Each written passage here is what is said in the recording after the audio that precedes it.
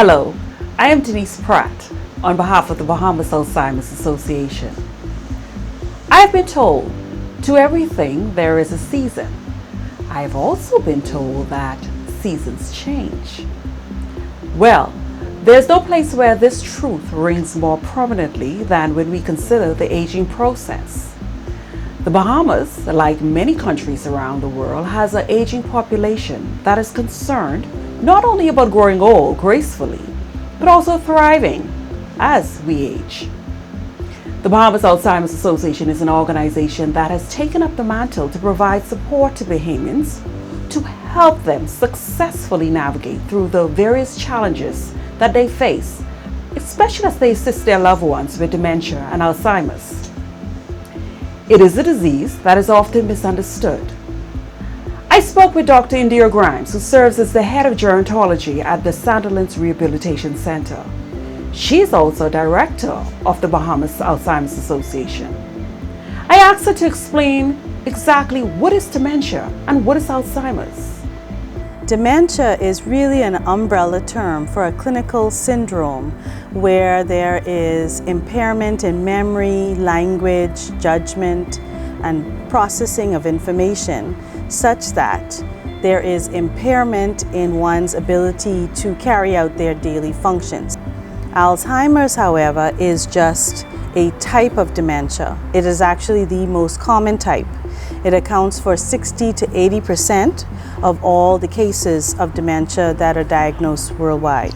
The state of dementia in this country is quite serious. Based on the limited data we have, we see that the number of new cases of dementia is steadily increasing, as well as use of dementia treatment medication is also increasing. And we know this from our gerontology clinics. We conduct gerontology clinics, and the number of new diagnoses have increased over the last couple of years. And according to the National Insurance Drug Plan, there has been a steady increase in the prescription of dementia type medications. So that is how we know that it is a problem. We're seeing at least 25% of our older persons present to clinic with the complaint of symptoms related to dementia. The question is always asked, how do we avoid getting dementia? Or how do we avoid getting Alzheimer's? There are many risk factors for dementia. Unfortunately, one of the risk factors is aging. So as we get older, studies have shown that you can get dementia just from living longer. So 80-year-olds plus have a higher risk of developing dementia than, say, the 60 and 70-year-olds. Also, cardiovascular medical issues put us at risk. So what do I mean by that? I mean diabetes, hypertension, high cholesterol, circulatory problems, abnormal heart rhythms can put us at risk of developing dementia because these medical issues have been associated with poor circulation to the brain and thus damage to the brain and dementia.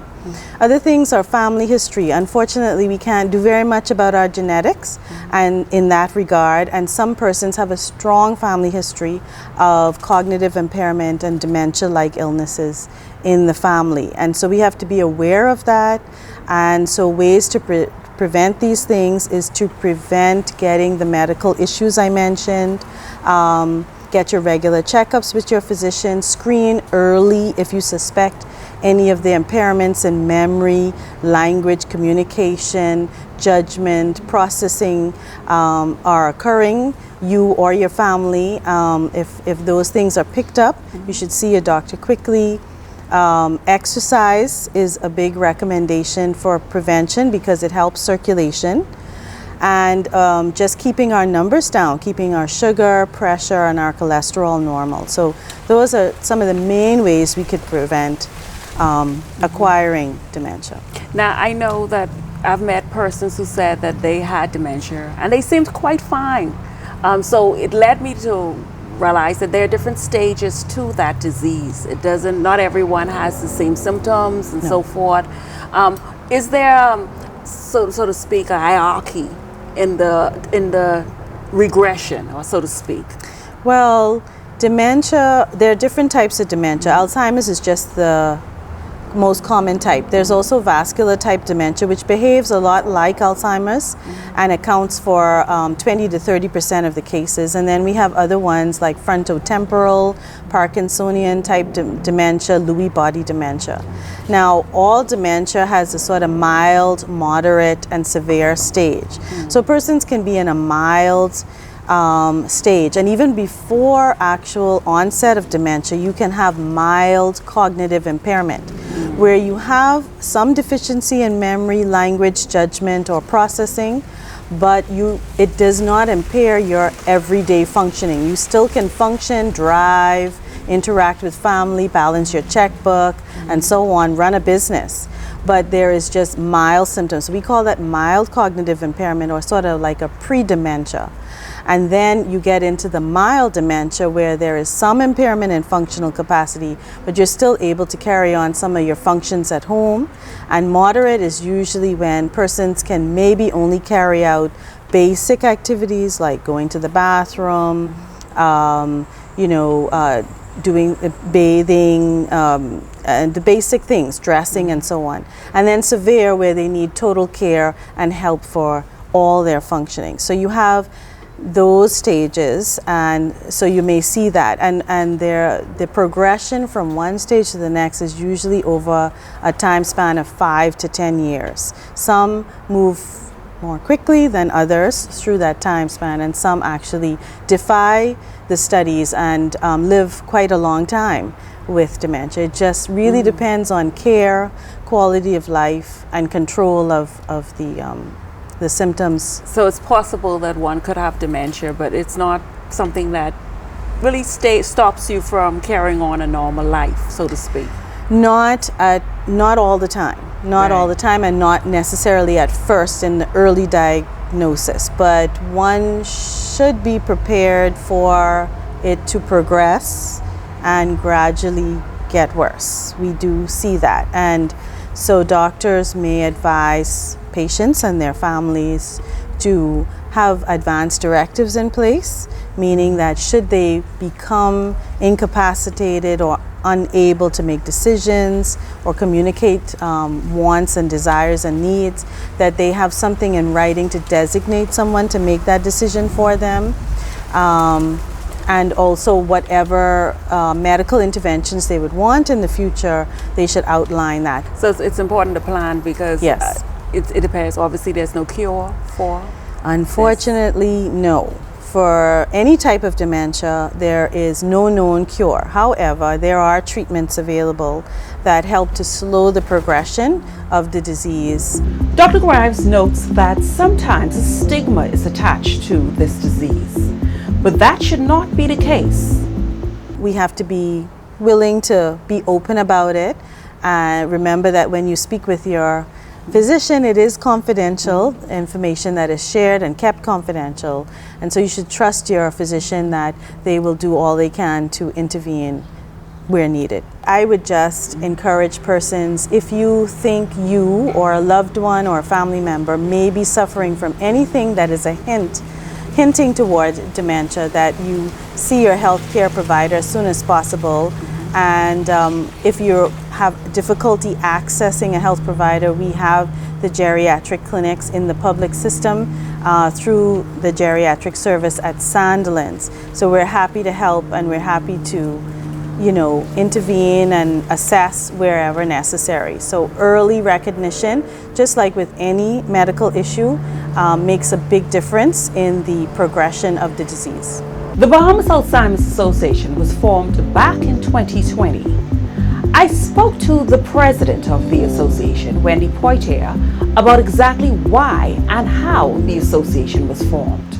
The association was formed basically to provide information and to provide awareness to the Bahamian community, and to assist members of the community who are either caregivers or who themselves are suffering from Alzheimer's. And also to ensure that we have the legislation and the policies that are in place to assist those persons who have Alzheimer's or dementia and their families. We always had a group of persons who maybe had family members, either they were working with them, caregivers, and they needed that support. And so it was just a group of people who were helping each other, supporting each other in the journey. And then the decision was made, listen here, we have to form the association because we know there are more persons who are out there, people who are out there who are also going through the same thing. And so that they can become aware and we became more formalized. We've had a number of webinars, again, to provide information to the community and to those persons who are caregivers. The Hope Drive, as you mentioned before, where we're attempting to get items for those persons who might be in need. They're not able to afford certain items like the adult undergarments, the things that are needed for care for persons with Alzheimer's or dementia. And then of course in September, which was the which is recognized around the world, correct, World Alzheimer's Month, and the 21st of September, which is recognized as World Alzheimer's Day. And we were able to have a number of activities during the month. We had the church service, we also had webinars, and then of course we had the Paint the Town Purple, yes, which was very successful, we thought, and persons were able to come out to Rawson Square, and as we had the recognize and lit our candles for those who we remember, yes, with Alzheimer's and dementia, yes, and Paint the Town Purple, and people wore purple. We had people from even some of the family islands, Eleuthera and Grand Bahama, and some of the schools also got involved with the school children wearing purple to pay homage and to remember and recognize those persons with Alzheimer's and dementia. With the organization, we are attempting to become a full member with Alzheimer's Disease International. Yes. And one of the thrusts for Alzheimer's Disease International is a national dementia plan for each country. Right. And this is something that was signed on by all the countries who are part of the World Health Organization, the WHO. Yes. And the Bahamas also signed on to that, the idea of having this national dementia plan.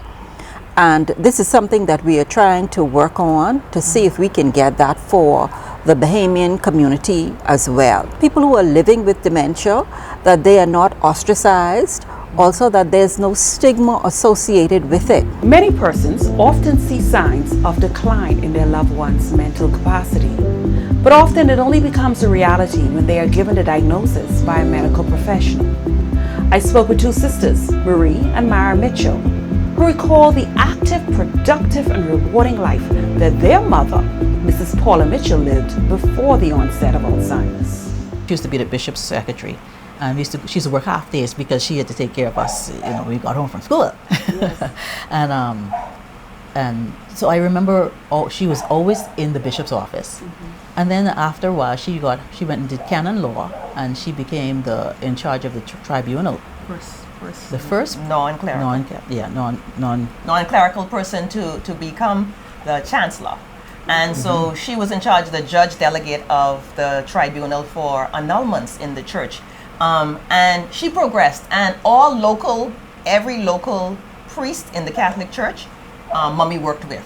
And that includes the Archbishop Patrick Pinder as well. And Monsignor Moss. So she really groomed them, and so we were entrenched in that. And then she was given the honor of becoming the first non-clerical person at the highest honor, from the papal honor of the Order of St. Gregory. And so she's Dame of the Order of St. Gregory. So we're very proud of that. Excellent. But she played it down though. She didn't want to have that special seating, none of it. She just wanted to be just Paula. The sisters spoke about a time when they first realized that something was different about their mother's behavior. I formally knew when Dr. Sands came to the house and he talked about it. That was the formal one for me.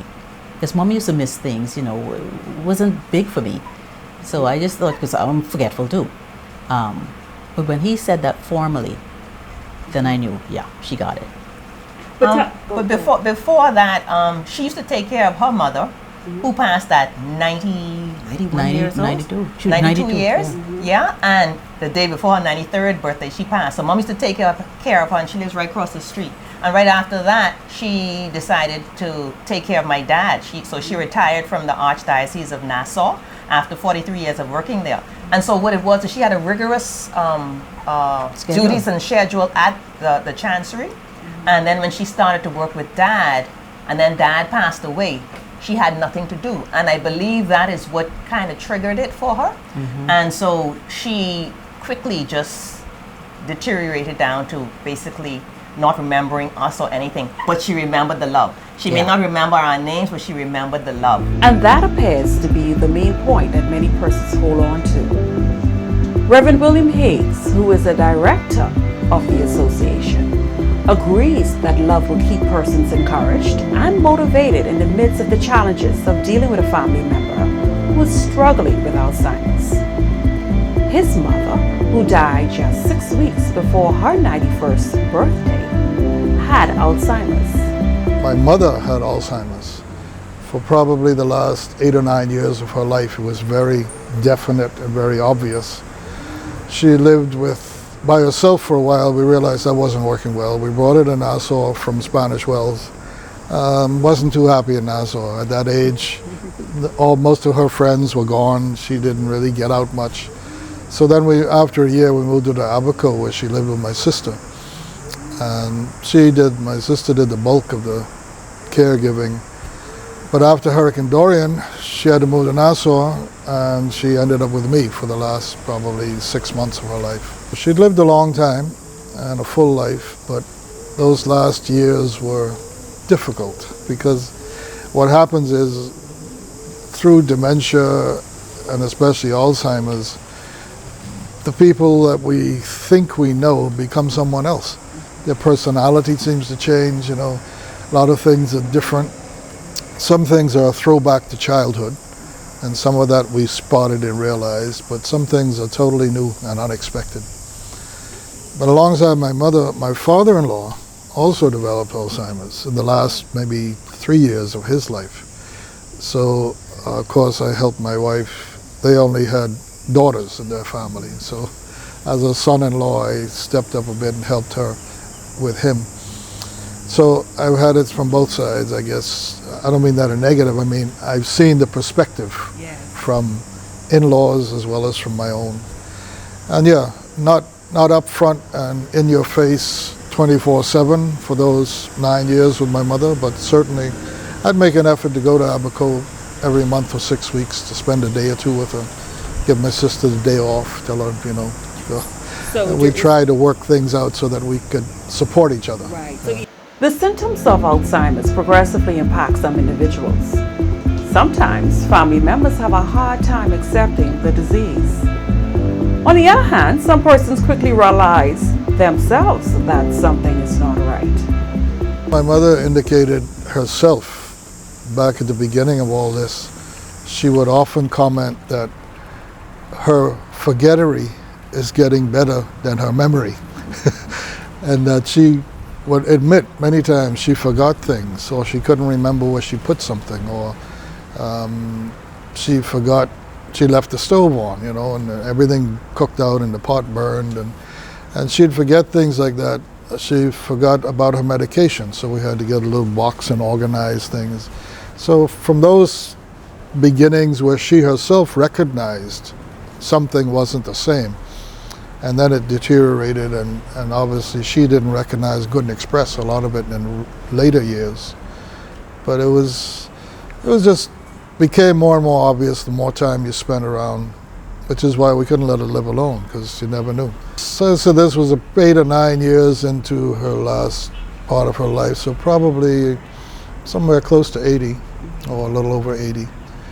So up till then, she had a sharp memory, and she was an avid reader. She in Spanish Wells, she edited and collected and wrote devotions for the church newsletter there.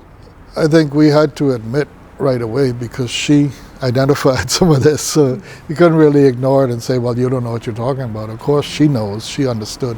And then it got to the point where she didn't so much. But we realized at the beginning that, there was this degeneration of the memory and the associations and the connections that you make. You know, we'd hear her asking the same question 4 or 5 times in a 15-minute telephone conversation. Maybe a year or 2 after Dad passed, I would say that's when we noticed it. She would go to Mass and stuff and forget where her keys was. There was a time too when Mom drove home, or but she didn't remember where she was. I don't remember how she got home. Yeah, she was out. She was out driving towards South Beach, and we live off West Bay Street. And so someone called, and one time she also was walking to church when we told her she couldn't drive anymore because it was a constant thing at 7 o'clock every morning like clockwork. Determined. And she's getting up. She walked and she was down by Arawaki. And one of my classmates saw and called me and said, you know, your mom is walking, so we had to go and get her. And so that's when it kind of really was like, you need to do something about it. I was able to speak with the Bahamas' former Attorney General, Mrs. Allison Maynard Gibson, and her brother, David Maynard, who told me that they believe that the realization that a family's matriarch or patriarch is suffering from Alzheimer's can provide an opportunity for family to band together. We found it as a family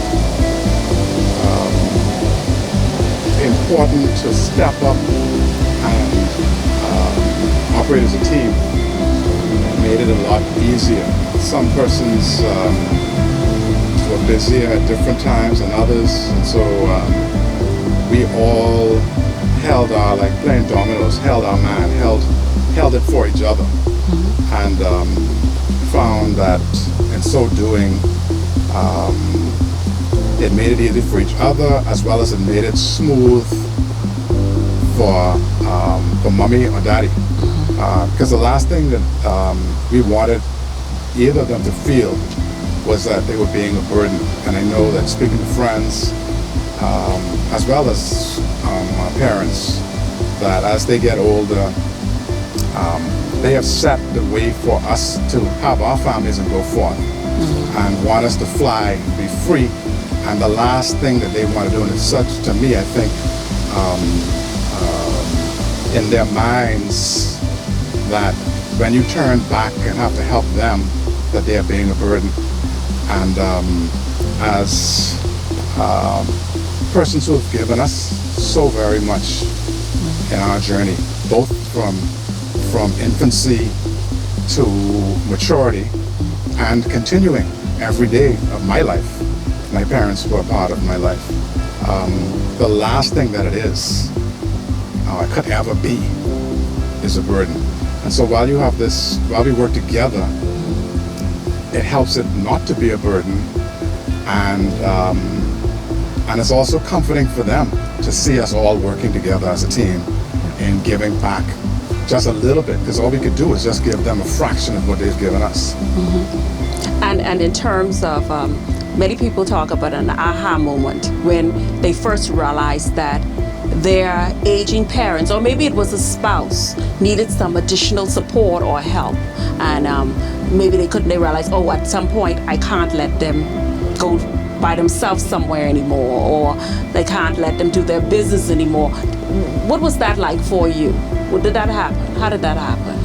I think that different people in families, and it was our family as well, different people come to the realization at different stages that mommy or daddy is getting older and they need help. And so the whole beauty of working together as a team, as David has said, is that actually we get to support each other as well. We can be patient and loving towards the parent who we want to demonstrate how much we love.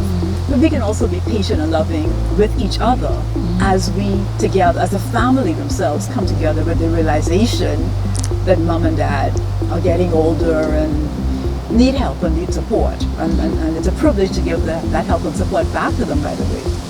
And the one thing that I would like to add to what David said, and to the question that you're asking, is that you'll actually find that in coming together and loving mom and dad, it helps you also. You feel privileged, and it's so important to give mom and dad that love. You come together and you find qualities in your siblings that you never even saw before. And very importantly, whenever the time comes and we know that life is a journey towards death, that mom or dad passes on, you really will feel very comfortable about letting them go because you've done everything that you could and you know that they know how much you love and care for them, and so it makes it easier for you as well. Yes. Now, your father obviously was our former deputy prime minister, and I know that coming from a very well-known family, that obviously there's less privacy, so to speak.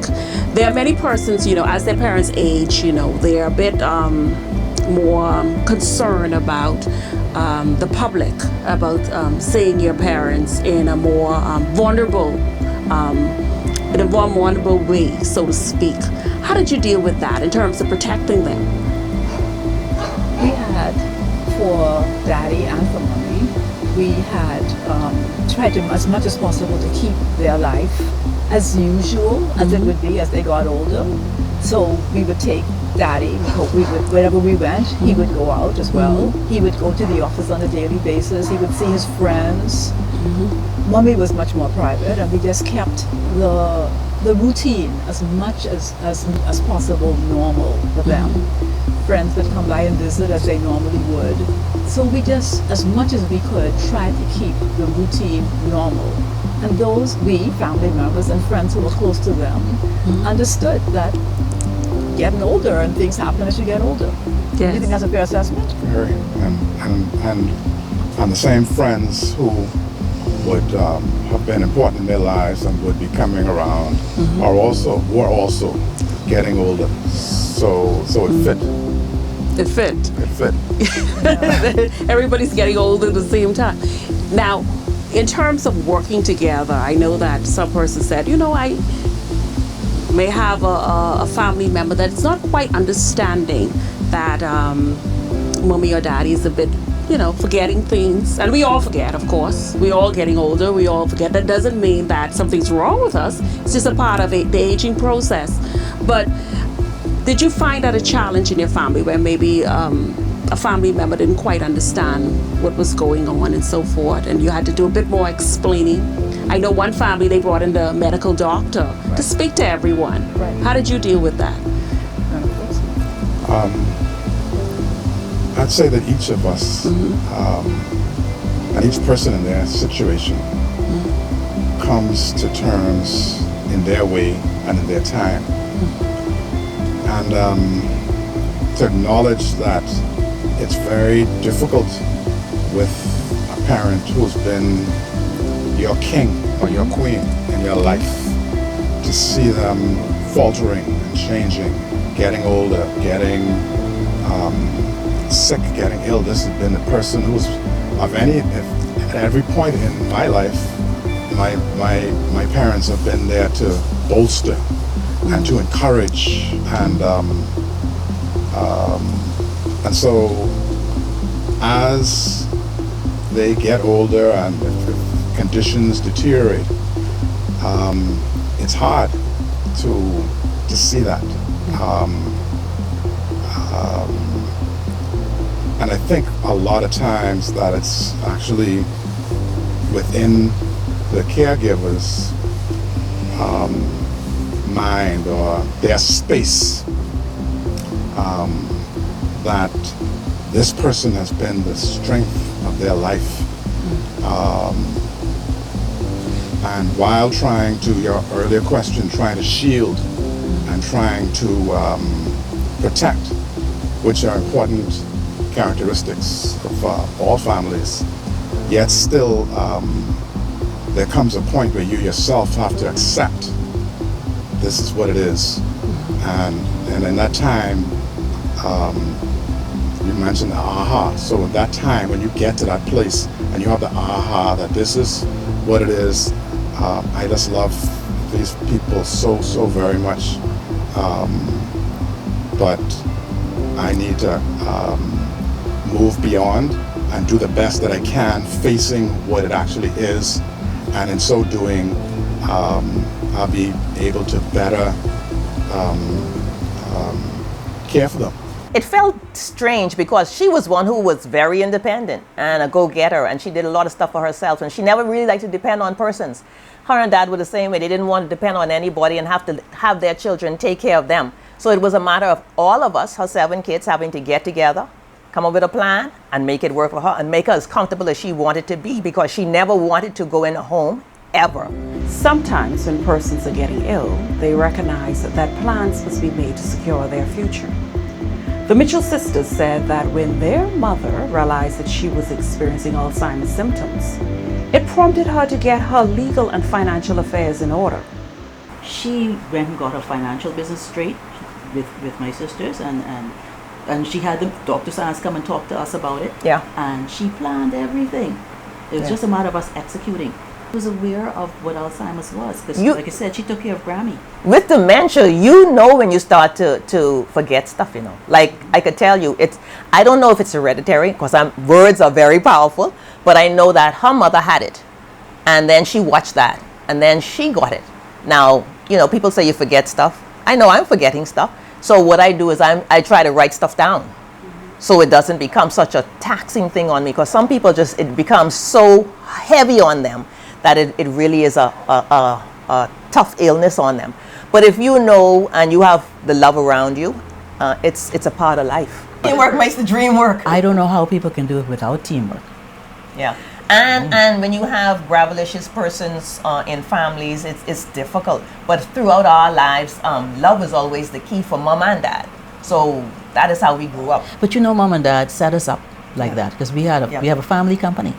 Yeah. And dad said it in case, you know, just like a cooperative amongst us. And he said, when one needs all, you know, we all chip in. Yeah. And so we were doing that before they got sick. Yeah. Recognizing that they needed to pull together, the sisters called a family meeting. He sat right in here. And Doc sat right there, and he said, you know, your mom is getting on in age, and if she has been diagnosed with Alzheimer's. Then he told us what it meant, and what the different stages of it.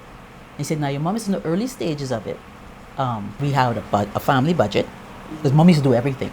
Grocery shopping, pay the bills, make sure the house insurance, everything's done. She did all of that. And then we just did it. My brother got the yard.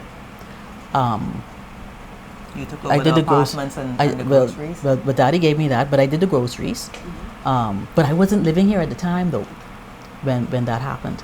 So I would come and do certain things. Right, and my younger sister Michelle and I were the ones who she put, when she knew that she was starting to lose her memory, she took us to the bank, and she had the bank put us as co-signatories on all of her accounts.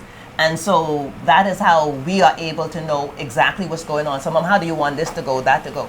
And Michelle is meticulous to the last end. So she organized everything. Until this minute, she could show you a receipt from everything that is paid. Yeah. And so she took over. She jumped right in. And she took over. And that was good. And then we had my eldest sister, she lives in the States. So whenever we would let her know what's going on. And then the other sister lived out Carmichael Road. And then my brother, he would come in. But me, Maria, and Michelle would come every day to make sure that Mom was taken care of on a daily basis. So it was everybody doing their part. It wasn't you have to do this, or you have to do that. No, and if Marie needed a break, Marie, you need to go away, Marie goes, and then me and Michelle would kick in, or Liz, or Paulette, or Peter, and someone would kick in. We got a lady in, what was her name? Not Birmingham.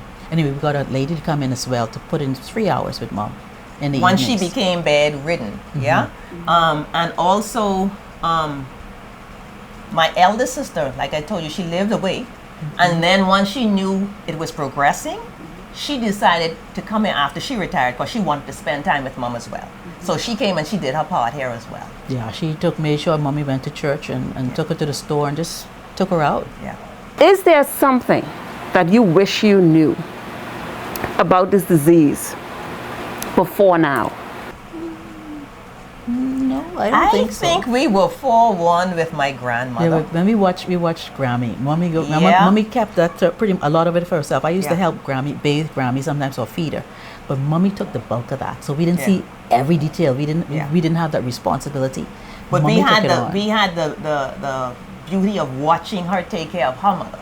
She always told her, whatever happens, don't put me in a home. Keep me right here. And so that's why we had to, when Doc said, okay, she has to be home bedridden, fine, we had to go and get all of the bedding. bedding, had to get someone to come and stay in with her. Come in, they stayed all day.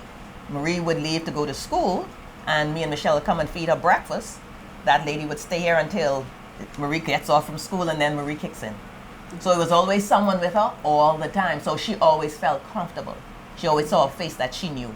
Recognizing it, admitting it, then we just had to decide how to work with it. And yeah, we cooperated, we got together. It ended up, as I said, she spent the bulk of the time with my sister in Abaco. But, you know, we coordinated that. I tried to visit as much as I could, so did my brother. We arranged for my sister to be paid out of the family funds. You know, we were going to pay someone else, so if she's living with her, why not? What advice would you give the typical Bahamian family right now that's faced with having to deal with an aging loved one? How do you take care of them and take care of yourself, your mind? How do you keep that mental balance? First and foremost, try to stay centered in and seek the support in your Christian principles, and seek his support daily and regularly, because it's easy at first when somebody's ill. Everybody runs to the hospital, and everybody's concerned, and everybody's right up in it. But in time, most people get tired, and you watch them drop off like flies. And as opposed to being there every day, they show up once a week, and then twice a month, and so on. And that's natural. I mean, it's tiring, and it's difficult. And so, with the center of being centered, and remembering your first and foremost your Christian principles, not only doing what you've been taught that you ought to do, but beyond that, actually gaining strength and courage to be able to every day get up and face this change that you're faced with. For me personally, it was very important. It's important to be practical. And so, with the help of physicians, so what are we to expect will happen, whatever mom or dad's condition is? What are we to expect? And so then we can prepare to cope with whatever is going to come. Okay? Of course, everyone is different, but generally a physician can give you an idea of what to expect. So you can put in place, therefore, what is necessary to keep your loved one comfortable. But there's also the practicality of, you know, what do we do about bank accounts and all those kinds of things? Those are important things to focus on as well. And so whomever your other advisors are important to help you with that as well. I think it's extremely important to pray. You yourself pray and ask God, like David said, I don't think it's possible to really properly cope and properly focus on the privilege of giving, honoring your father and your mother, and giving. Like he said, you can't give the love that they gave you. They brought you here, they raised you, they took care of you. It's such a privilege to have the opportunity to give back some part of that love. It takes a lot, and you really get to understand your parents a whole lot more. So take the time to pray and meditate and appreciate yourself and your parents and your siblings and your family all the more in that moment. And trust me, whenever mommy or daddy pass on, if you've been able to actually do that, it's not easy. That's why prayer is so important and support. You will be, of course you're going to grieve, and I still miss mommy and daddy, but I felt much more comfortable to let mommy and daddy go. And I feel their presence every day, and I miss them every day. But I was able to recognize that it was time, and they felt comfortable to watch us working together.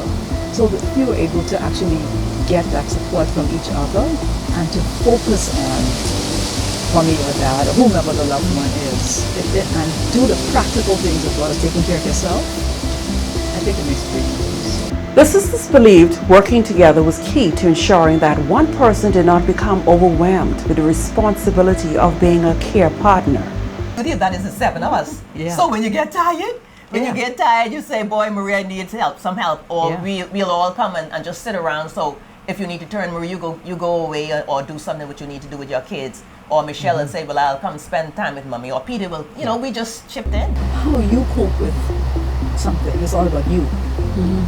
And I think to avoid discord in family, because everybody will cope with things differently, if everybody focuses on what do we all need to do to keep mommy and daddy comfortable, that brings a focus, and we're all united around that. So it enables us to be patient with each other, because we are going to come to that aha moment at a different stage. It minimizes discord because we can see and we know, and with the doctor's help as well, we know what's best for mom and dad. And there is no dispute about that. And so it minimizes the opportunity where I am now. Of course, you must take care of yourself, because even caregivers, I would say, especially the caregivers, need to take care of themselves as well. But the real focus and the strong focus needs to be on mom and dad. So you always had to know that you had your family to depend on. Friends are good, but they ain't nothing like your own, eh? That's true. So, these are my best friends. Paula Davis, who is a founding executive and currently serves as a director of the Bahamas Alzheimer's Association, spoke about the need to provide support to persons who serve in the vital role of care partners. A lot of times people don't reach out, and more importantly, they don't know who to reach out to, which is why we're here.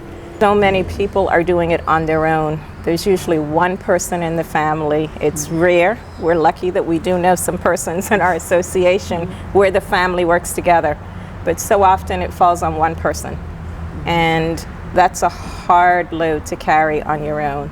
So we want to be there to help that person. I was lucky with my walk. Again, my priest, he called me one day and he said, I'm sending you somebody. And it was a lady I'd never met before. And she became part of my family. She was there. We set it up. She came to me once a week. She took mommy out for drives. She was there as my support. And without her, I probably couldn't have done it. So we want to do that for other people as well. Find somebody that you can talk, somebody that you can trust, because trust is a big part of it. Whether that person is just going to be somebody for you to talk to, or that person is going to be somebody that once in a while gives you relief. But you have to take care of yourself in order to be there for that person that you're trying to take care of. And it's not going to be easy. I was on my own. I didn't have family to call on for any part of my walk.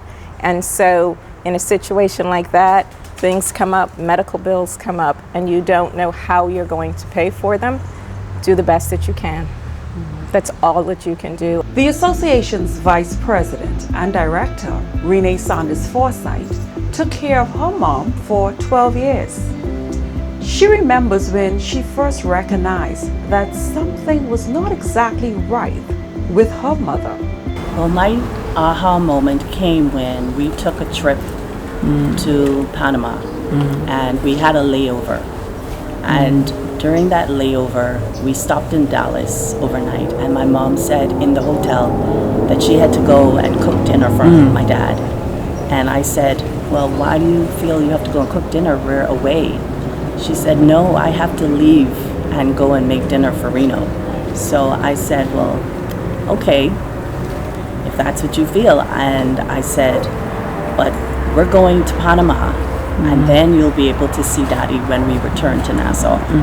That was my aha moment, because she was a bit agitated. She did not sleep. She was roaming the hotel room, and her behavior was not the same. It was really not the same. So after we settled in Panama, I noticed she was still having this wandering kind of appearance.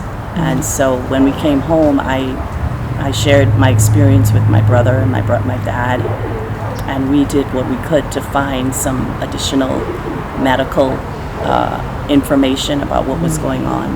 What was their initial response? Well, my brother was kind of surprised. And my father was a little bit taken back, like, you know, maybe she was just tired, you know, maybe she was off.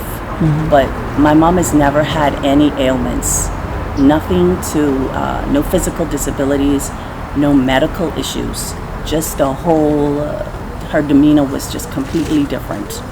And that was my aha moment. And then after that, we did decide to take her to the Mayo Clinic, and we also, not the Mayo Clinic, sorry, Cleveland Clinic, and we also had her see doctors here. Yeah. Was it difficult for you? Oh, it was extremely difficult.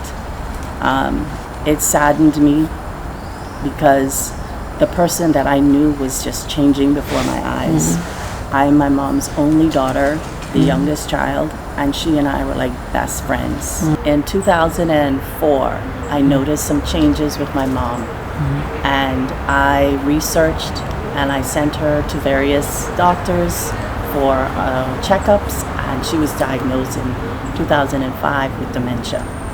After visiting the clinic, the Cleveland Clinic, and a few other local doctors here, we got second opinions, third opinions, and found out that she had this dementia. And from there, I became involved after her passing in 2019. During my journey, I had very little support. There was very little I could find here locally in the Bahamas, besides the research I did online. And thankfully, we had caregivers that were supportive and dedicated. So we had two caregivers for my mom in 2019. We then came into COVID, and I saw a flyer that was sent to me because I have family and friends that know of my journey.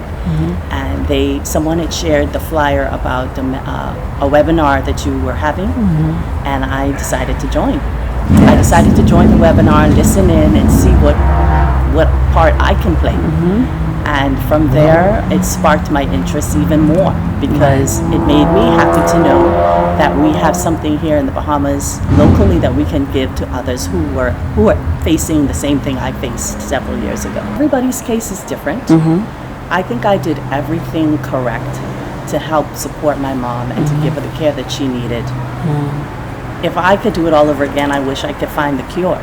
But I can't find the cure, so I had to leave it in God's hands. As a pastor, Reverend Higgs is very much aware that ministering to parishioners who are dealing with the unique demands brought on by this disease can be a challenge, especially for new pastors as they seek to give advice to their flock. Congregations are aging, because people generally live longer, more or less are healthier, although we don't eat as healthy as our grandparents used to. But so there are these challenges, yes. But the first thing I would say is that as pastors, for every concern that our members or parishioners have, we have to be available to listen, to hear, to know. Because that's how we learn what people are going through.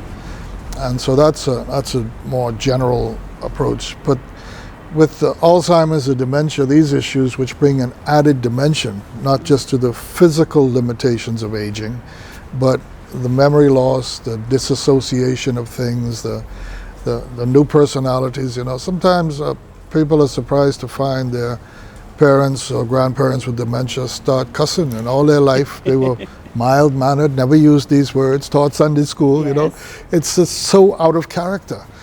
So how you deal with that is, I think, in addition to listening and hearing the concerns and the frustrations, we also have to see if we can connect people together.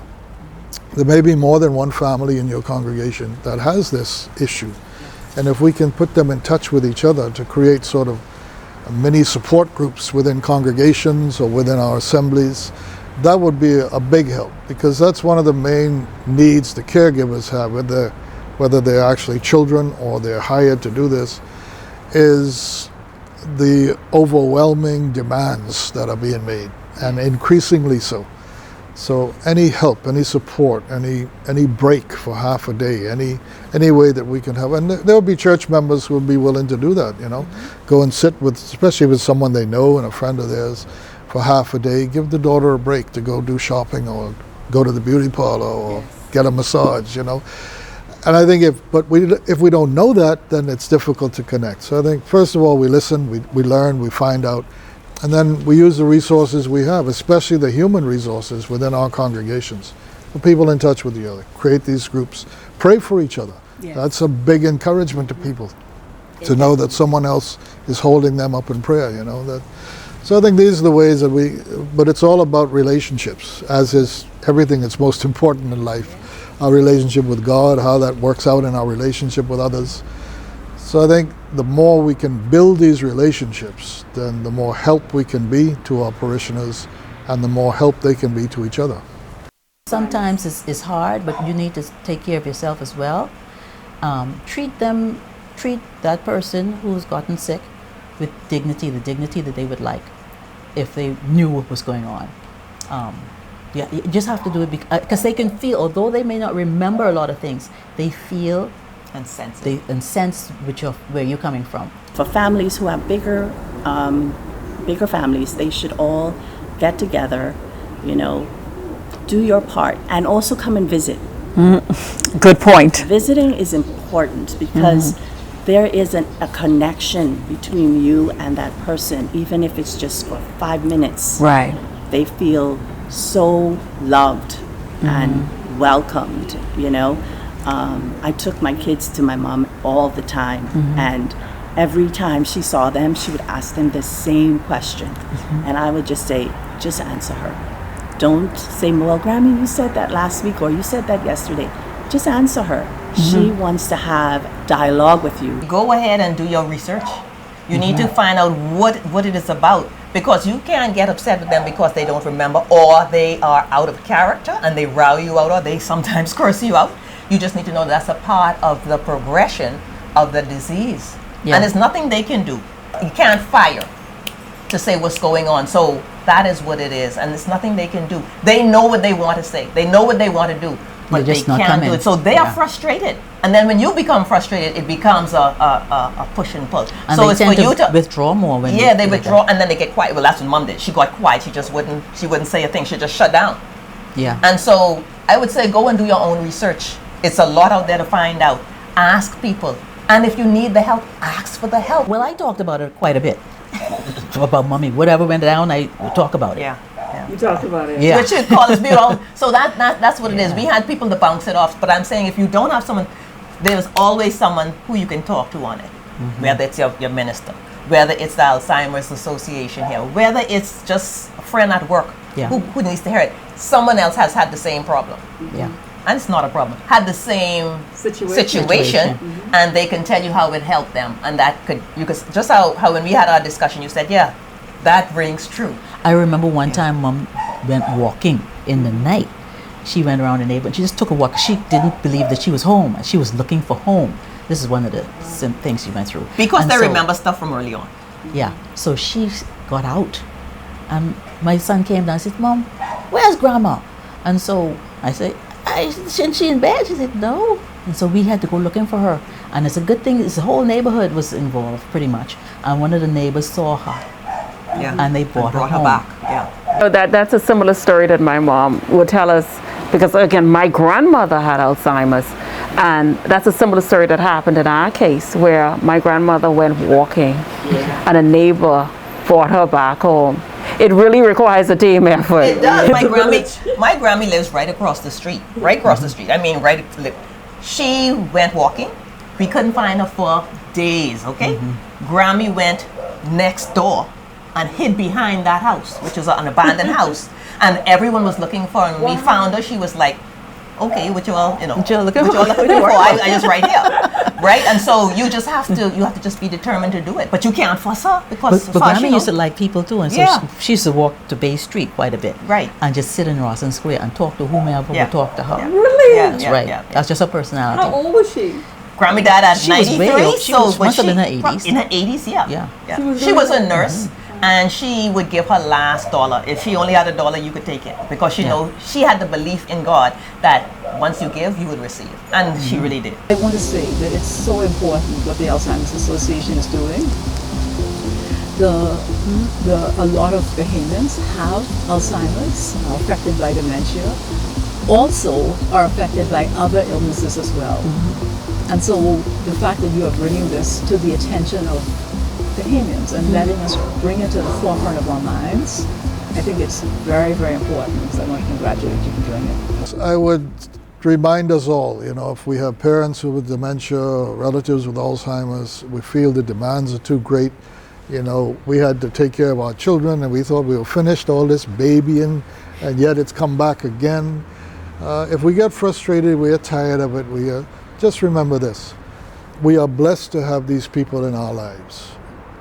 Everybody who journeys with us as pilgrims on this journey are a blessing from God. So let's thank God for the blessing that these parents, grandparents, others have been to us.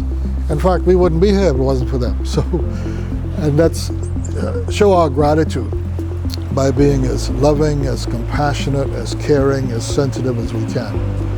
And remember, one day, if our lives are spared, we might get there, and we will need our children to take care of us. So, love each other. Well, perfectly said. I hope you were encouraged and inspired after listening to our conversations about dementia and Alzheimer's, and how we can all work together to fight this challenge. On behalf of the Bahamas Alzheimer's Association, I am Denise Pratt. It was my pleasure.